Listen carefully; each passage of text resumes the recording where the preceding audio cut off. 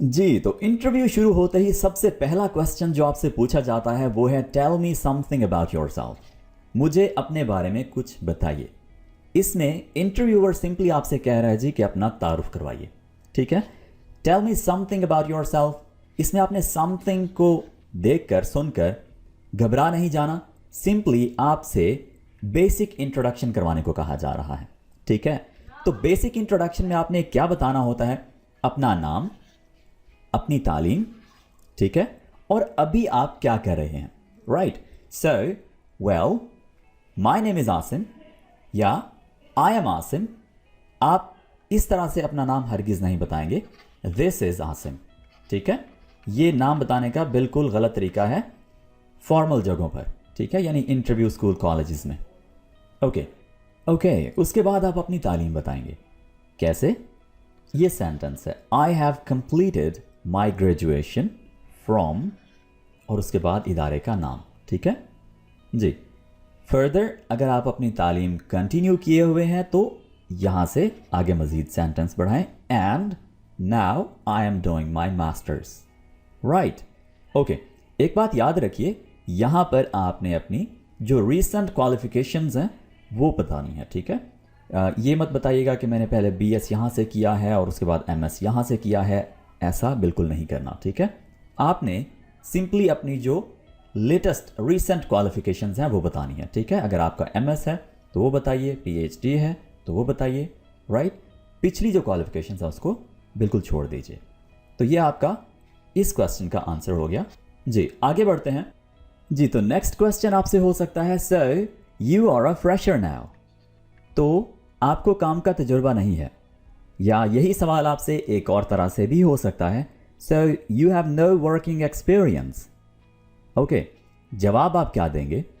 अगर आपका working experience है तो आप कहेंगे no, actually I am working as an accountant at, उसके बाद कंपनी का नाम।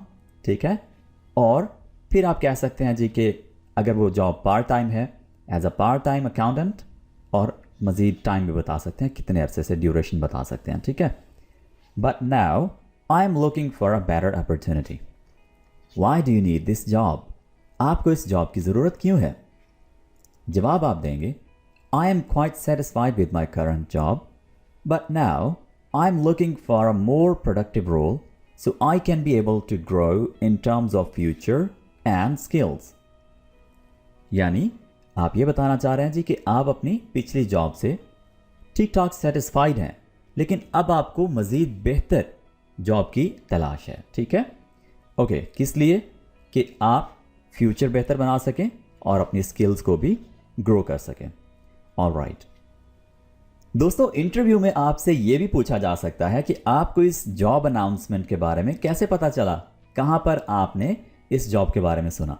तो आपको ट्विटर पर, लिंक्डइन पर, इंडीड पर, rosie.pk पर, या जहाँ पर भी न्यूज़पेपर में जहाँ से भी आपको जॉब का पता चला हो, आप उस बारे में बताएंगे। For example, last month I was in a job fair and my professor recommended me to take this opportunity.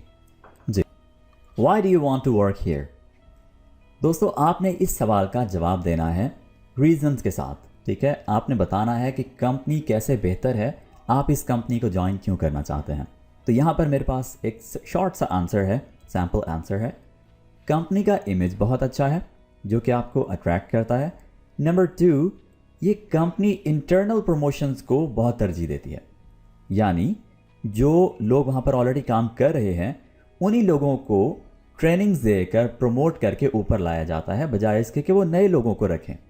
ठीक है, सो इंटरनल प्रमोशंस यहाँ पर अच्छी होती हैं, यानी यहाँ पर इंटरनल प्रमोशंस होती हैं। इसी वजह से मैं इस कंपनी को ज्वाइन करना चाहता हूँ। यहाँ पर यानी ग्रोथ का बहुत अच्छा एक सिस्टम है।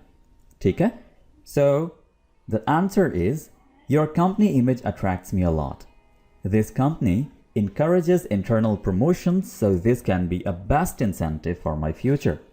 Why did you decide to apply for this position?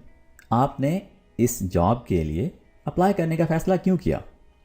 This position offers the most challenging tasks in the company and it can be a best opportunity for me. अगर आप चैलेंजिंग टास्क करने में बहुत अच्छे हैं, आपको बहुत पसंद है, कि नई नई चीज़ें, नए नए एडवेंचर्स हों, नए नए टास्क हों, लर्निंग का बेहतरीन मौका मिले, तो आप ये जवाब दें।